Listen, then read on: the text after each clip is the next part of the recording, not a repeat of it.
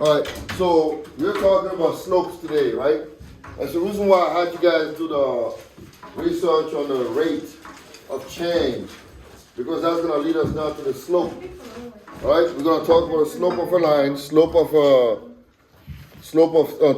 line, and we're going to talk about slopes in general. Okay, so by definition, what is a slope? By definition, the slope is the ratio or the division between the rise and the run, right? The slope, like I said again, is the ratio of the rise over the run. You guys, watch. Okay? Rise over the run. Now, what do we do with the slope? The slope tells you about the steepness of a line. Okay? How this line is steep, so the slope is going to tell you how steep the line is. So that's what you use the slope for, right? A lot of people use slopes when they are skating. I mentioned that, all right? If you're flying a kite, you can see the angle at which your kite is flying at. You can do a lot of that using the slope, okay? So in this particular case, it's easy to find the slope when I give you the rise and the run. That's easy to do, right? So to find the slope, again, is what we call the vertical change over the horizontal change, right? Rise over run. So if I was to find the slope of this thing here, this figure, that would be 15 over 18, right? And I have to simplify that. So that is basically divided by 3, so 5 over 6, right? So the slope here will be 5, 6. Again, this is your slope, and to find you to rise over the run. Yeah. So the slope is that line going. This is the slope. Yeah, it gives you the. This is the. No, this is. It tells you the steepness. How steep this is, right? This is your slope. So this is your slope there. So I want to know what it is in terms of value, right? So to find it, I'm gonna do the rise over the run, and that's gonna give me the value of my slope. I want to see how steep that is, right? So if I want to ride my skate, I want to see, can I take this slope? I don't know. This is too steep for me. I'm not going to take a chance. You need to know what the slope is. I mean, you can visualize it, right? You can tell it, well, this is too steep. I'm not taking this, right? But you can also find the actual value of your slope by doing that. Now, the next thing we're going to talk about is finding the slope of a line that passes through 2 points, right? How do you find the slope of a line that passes through 2 points if you do not have a figure like this? If I give you a line and I put it on a set of axes and I want you to find the slope of that line, how would you do it, right? So this is going to follow you all the way to calculus 3.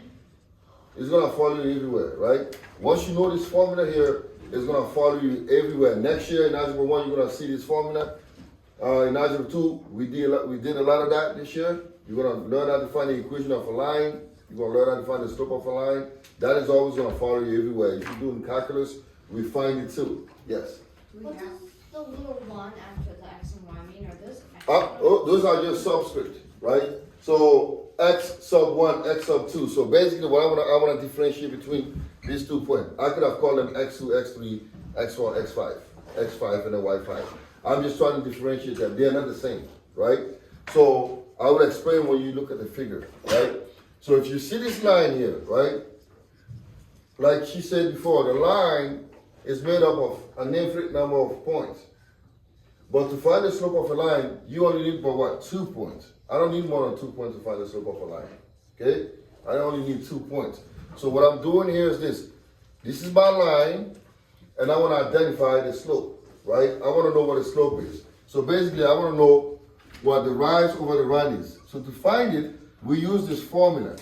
That's going to follow us, like I said, everywhere going forward. We're going to be doing this a lot. We're going to learn how to build the equation of a line, right? Given 2 points, we're going to learn how to find the equation of that line.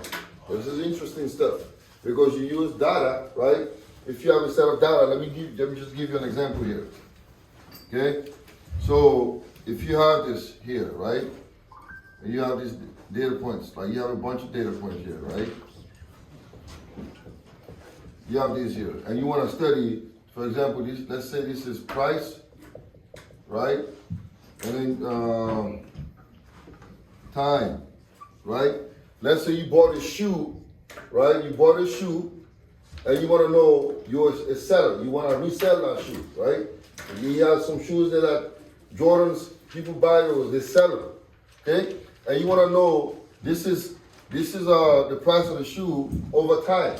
The price is going to change. It's changing. What's happening here? What do you see about the price of the shoe as time passes? It's going up, right? So let's say you bought this shoe and you want to find an equation of this shoe that's going to help you to figure out how much that shoe is going to be worth in 10 and 20 years. Let's say you do it and you come up with an equation like this: y is equal to 2x plus 100, right? So $100 is how much you pay for the shoe right now. But let's assume that every month or every year the shoe's going up by $2. In 10 years, how much that shoe's going to be worth? How would you figure it out? You're going to replace this by what? 10 and find it, right? So this is why we use a linear equation. If it shows you a linear model, then you can use an equation like this to figure it out. So if I'm a seller, I'm going to be like, all right, do I really want to wait 10 years to make $20 on a shoe? Is that something you want to do? Maybe yes, maybe not. Do I want to wait now, if he's like going up by $2 every month, that's even better. Because in 10 months, now that shoe's worth 120. In 10 years, it's going to be worth a lot more money than that, right? So this is why you use this equation, especially if it's a linear model. Linear model means that it shows you the pattern of a line. Does that make sense? Right? So this is why we use this kind of thing. So don't say this is useless. It's not at all. It's very useful. Okay? So now we're going to learn to you too, because you get, who just said to me? Who just said that? I heard a voice. I don't know. Yeah.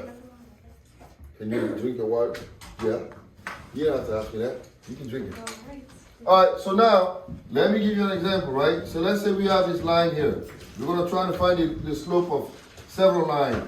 So let's assume that this is 1, 2, 3, 4, 5. And then this is 1, 2, 3, 4. So this is 5, 4, right? And another point is here. 1, 2. This is 2. And this is, let's say, 2. Right? So this is 2, 2. Now, how do I find the slope of this line using these 2 points? We're going to apply the formula that we just learned, right? We're going to apply this formula. Our goal is to identify x1, y1, and then x2, y2. And it's very simple stuff. So all you have to do is just put a label on top of it. I'm going to label this x1. I'm going to label this x2, y1, right? And I'm going to label this x2 and y2. Okay, that's all I'm doing here. And then I can use this to find the slope. The rest is just plugging the stuff in there. It's not rocket science, it's really simple stuff, right? So the slope, by definition, is called m. Ask me why they don't use the letter S instead of M, I don't know. I don't know why they use M instead of M. I don't know why they did that, but everywhere you go, in Algebra 2, Algebra 1, the slope is always going to be used. They're always going to use the letter M for the slope, okay? So to find this slope now, I know y2, I know x2, I know y1, I know x1. I'm just going to plug them in, right? So it's going to be y2 minus y1, which is what? 4, right? Minus 2, because that's y2 minus y1 over x2, 5 minus 2. 5 minus 2 because x1 is 2, right? So therefore the slope m is going to be 2 over 3, 2/3, okay? The slope is 2/3. Now be careful how you do it. Some people, when you apply this formula, sometimes they put the x on top and the y is on the bottom. You have to watch out for that, yes. Does it matter which one you label x1 and y1? It doesn't matter which one you label x1 or y1, right? I could have called this x1, y1, x2, y2. It would give me this absolutely same answer. Good question. It does not matter, but what matters is you keep the right order, right? If I put y2 here, I cannot put here x1. It has to be y2, y2, y2, x2, and then y1, x1. You have to make sure you keep that order. But if you don't, you're gonna get it. You may get a negative answer, right? Now, the slope is 2/3. It's a positive slope. That means the line is doing what? The line is going up, right? When the slope is positive, that means you have a line that is going up. Now, this is telling you again the steepness of this line. Now, let's do some other examples. Let's say, and I want you all to try it out on your own, right? So let's say we have this here. let's say we have a line that looks like this, right? Let's assume that this is negative 1, 6, right? And here, this is 3 and 1. I want you to find the slope, right? Again, I'm going to use this 2 point here. I want you to go ahead and find the slope and tell me what you're going to do. And tell me, do you think the slope is going to be negative or positive? For this one here. Negative? Negative. Why is it negative? Because this is negative 1. That's not why it's negative. It's negative. It's going down. That means if you find a positive slope, that means you did what? You did something wrong, right? So you need to make sure that you always check the direction of the line. If the line is going down, the slope is certainly negative. So therefore, if you calculate it and you find a positive slope, you gotta tell yourself something is not right, okay? So to do that, again, we're gonna label this as x1, y1, x2, y2, and the rest is just plugging these numbers in our formula. So go ahead and find it. And tell me what you got.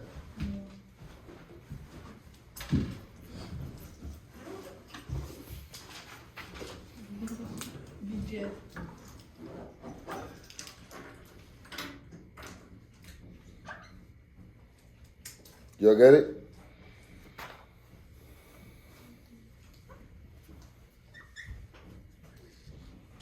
So you're drawing stuff while I'm like asking you to do work, and you also drawing. Oh, that's fantastic. All right. So let me know what y'all got. Who did it? Yes, what you got? How'd you do it? Tell me, set it up for me.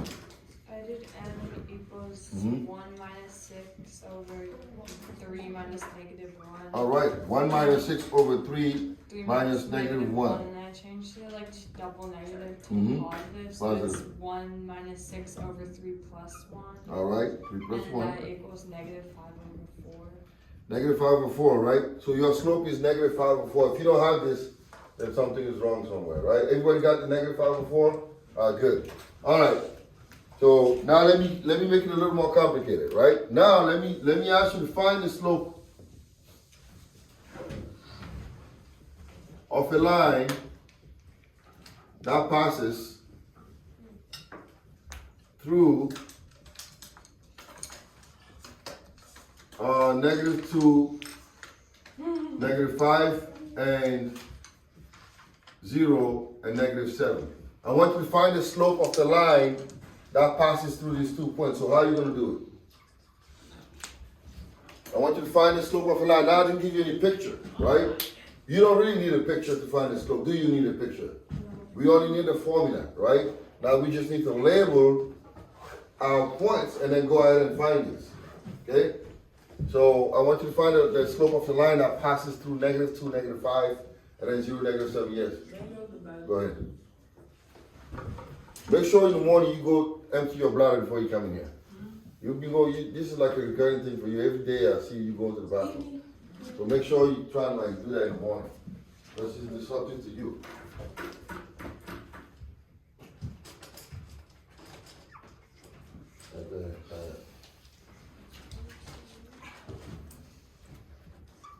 Got it?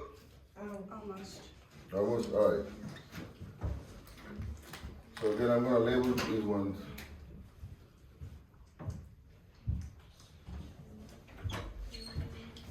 Who wants to help me with it?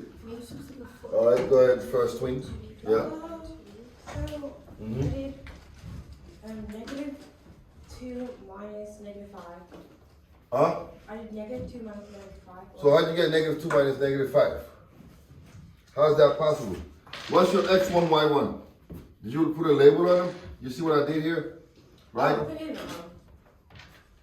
So, all right, let's see what you got.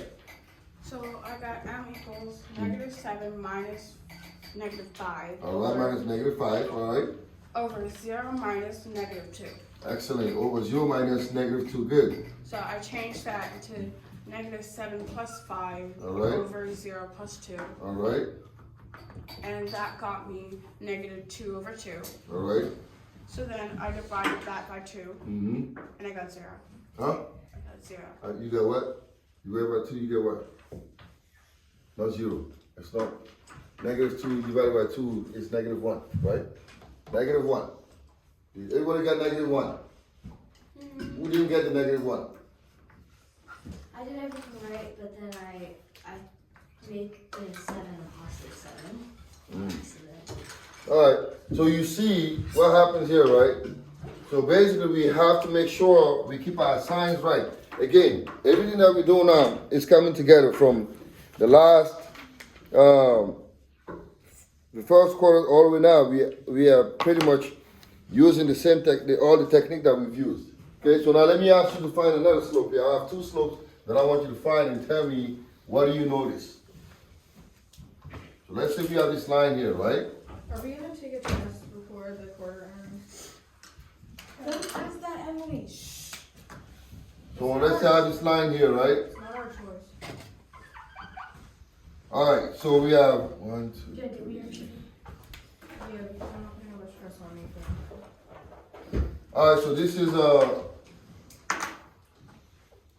this point is 3 and 3 here, and this is negative 2 and 3. I want you to find this slope, right?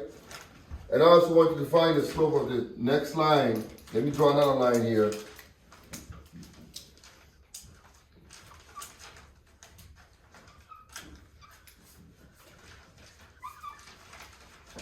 So we have another line. We have 2 separate lines.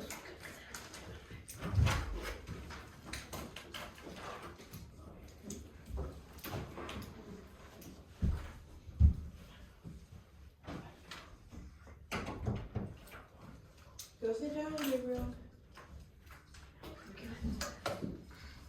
2, 1, and then 2, and negative 2. All right, so do this one first, and then do this one next.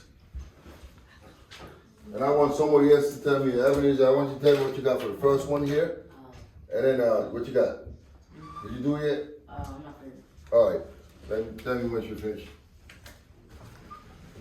And let me see.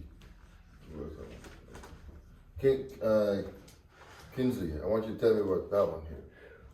Tell me how you set it up and then find the slope. That makes sense. Okay. Wait, for which problem? Hmm? For which problem? Y2 minus Y1 divided by Y. We haven't been paying attention. We have to put the label on it, right? We're gonna call this X1, Y1. We're gonna call this X2, Y2. We're gonna do the same thing here. X1, Y1, and then X2, Y2. And all we're gonna do is just apply the formula. Yes. Wait, so people use this for like when they're on like hills trying to walk. They do whatever, yeah, you can use it for whatever. You got your options. Alright, Ebenezer, are you done with the first one? I think so. So what you got? Mm-hmm. I got 7 Mm-hmm. equals 3 minus 3 Okay, over 3 minus negative 2. excellent. So what did I give you? So I added so I changed the minus 2 to 3 plus 2. That's 5, right? And then and 3 minus 3 is 0. 0. So what's 0 over 5? That's 0. 0, right? So what do you notice about any horizontal line? What is the slope of any line that is horizontal? It's always going to be what? 0. No matter what, it's always going to be because it's flat, so there's no slope. Is there any steepness? None. So it's always going to be 0, right? So any horizontal line is always going to have a slope of 0. You don't even have to calculate it. You just look at it and then you can make that call. Now the next one, we have something here, right? So how do we do it? Again. Do y minus y1 divided by x2 minus x1. So what would that be then? Oh yeah. Negative 2 minus what? 1 over 2 minus 2, right? Now look at that, it's negative 3 over 0. What is wrong with this picture? Can you divide a number by 0? No, so Once you get to calculus, it's going to be infinity, right? That's going to give us infinity. What does that say? The line is vertical, it's so steep, there's not even like, it's just boom. So there's no slope on it. it would be simplified. Undefined. right? When you get to undefined, because you can't have a number over 0. Wait, what did this mean? -3? No, What? it's undefined. Because you cannot have a number over 0. You can do 0 over a number, but you can't have a number over 0, So we're right? just gonna leave it at That'll be negative undefined. 0. Infinity. It'll be infinity, but we don't do that because we're not there yet. We're still in theory, right? So we're not doing that yet. We're just gonna say it's undefined, right? I still don't get this. Wait, so it's, Apply the formula. we're gonna leave it. We're gonna leave it as negative 3 over It's 0. not like a Yeah. double negative. You tell me that it's undefined, right? Any number over 0 is undefined. You can't have that. For the negative 2 minus 1, isn't that a double negative? So when you change it to 2 plus No, it's negative 2 minus 1. It's not negative 2 minus 1. I have So 2 it's not a holes double and I negative. dig Okay? another one. So now what I want you to do is, I want you to go ahead and, hey, you run your mouth more than you write. That's enough. All right, so now I'm gonna give you a couple of examples here that I want you to work on, right? So,